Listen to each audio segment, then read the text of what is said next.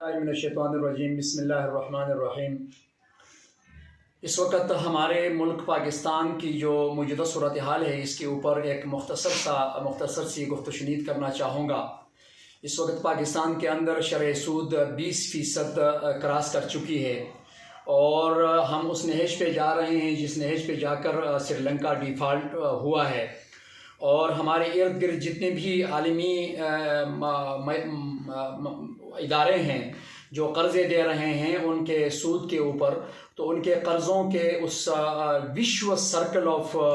Date में हम फंसे हुए हैं और मुझे नहीं लगता कि इस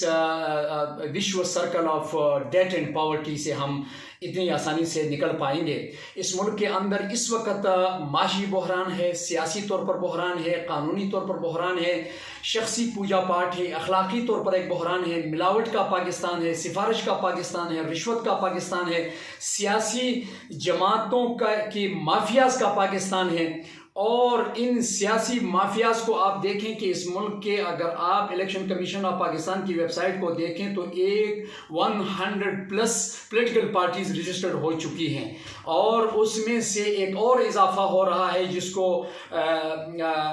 RIP के नाम से खाकान अब्बासी साहब एक नए विजन के साथ एक इस बात को तस्लीम करते हुए कि मैं अगर मुजरिम नहीं हूँ तो मुलजिम ज़रूर हूँ, ये कहकर आवाम के अंदर एक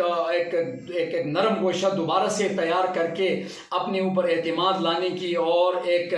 मज़मूम तरीके से आने की कोशिश कर रहा है। और यही कुछ जो RIP के ज़रिए से शाहिद खाकान अब्बासी करने जा रहा है और उसके साथ उसके कुली करने जा रहा है, यही कुछ 75 सालों में हमारे साथ दीगर पॉलिटिकल पार्टीज़ और उनके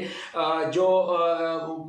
लीडर्स हैं, उनके फाउंडर्स हैं, वो करते चले आ रहे हैं। हमारी बदकिस्मती क्या है कि हम इन सारे जो बहरानों का मैंने तज़किरा आपके सामने किया, उनका सेंट्रल पिलर क्या है? उनका सेंट्रल पिलर ये है कि हमारी कौम के अंदर सियासी शऊर न होने के बराबर है, पॉलिटिकल एजुकेशन बिल्कुल ज़ीरो है और हम एक किस्म की कल्टिज़म और एक किस्म की शख्सी पूजा पाठ में ये कौम पिछले 75 सालों से मुब्तला है। कोई किसी के लिए जिंदाबाद मुर्दाबाद करता है तो कोई किसी और के लिए, और इस शख्सी पूजा पाठ ने हमारे साथ ये जो खिलवाड़ हुआ है इस शख्सी पूजा पाठ की बुनियाद पे हुआ है। और हमारे जो इस्तेहसाली ये ग्रोह है हमारे मुल्क के अंदर 22 ख़ानदान और अब 122 बन गए 75 सालों में, तो इन्होंने सियासी तौर पर, इमोशनली और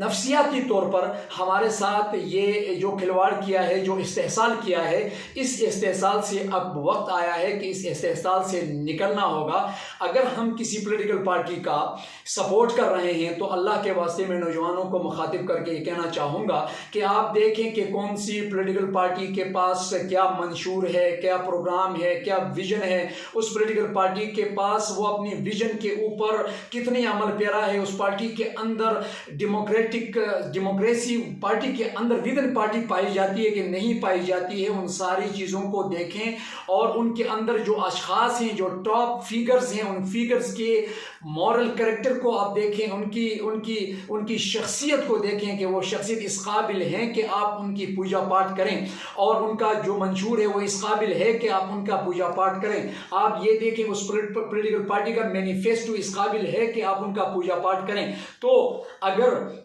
वो इस काबिल हैं, वो लीडर उस काबिल है, उसके इर्द गिर्द जो लोग उस काबिल हैं, उस पार्टी का मंशूर इस काबिल है, उस पार्टी के अंदर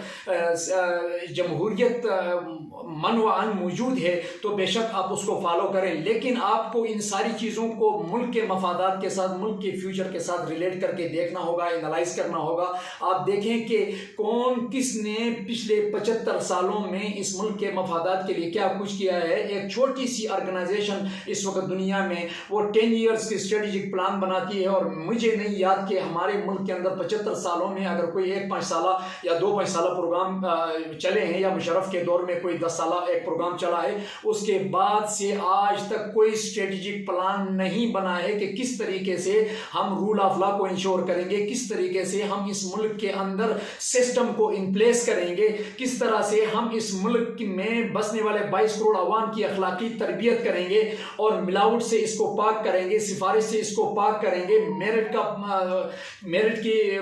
बालादस्ती होगी। तो ये सारी चीज़ों को जब हम देखेंगे और इन माफियाज को पहचानेंगे और इन माफियाज के रास्ते में रुकावट नहीं बनेंगे, तब तक मुझे नहीं लगता है कि हम इस